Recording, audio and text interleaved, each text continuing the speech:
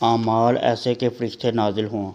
مسجد میں قرآن پڑھنے اور پڑھانے والوں پر فرشتوں کا نزول۔ جب اللہ کے بندے اس کے گھروں مساجد میں جمع ہوتے ہیں اور اللہ کریم کی محبوب کتاب کو پڑھتے اور پڑھاتے ہیں تو اللہ رب العزت پر اپنی رحمت کے ساتھ اپنی محبوب ترین مخلوق فرشتے بھی نازل فرما دیتے ہیں۔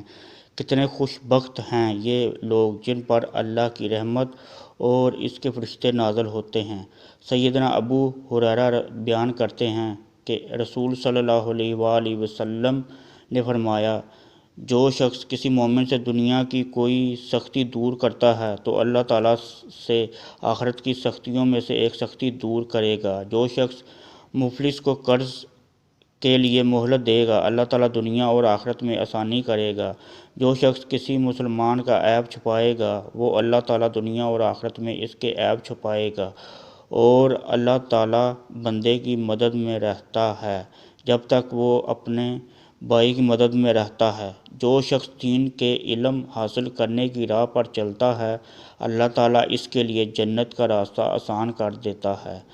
جب لوگ اللہ تعالیٰ کی کتاب پڑھنے اور پڑھانے کے لیے اللہ تعالیٰ کے گھروں میں سے کسی گھر میں جمع ہوتے ہیں تو ان پر اللہ تعالیٰ کی رحمت ہوتی ہے جو انہیں ڈھانپ لیتی ہے۔ فرشتے انہیں گھیر لیتے ہیں اور اللہ تعالیٰ فرشتوں میں ان کا ذکر کرتا ہے۔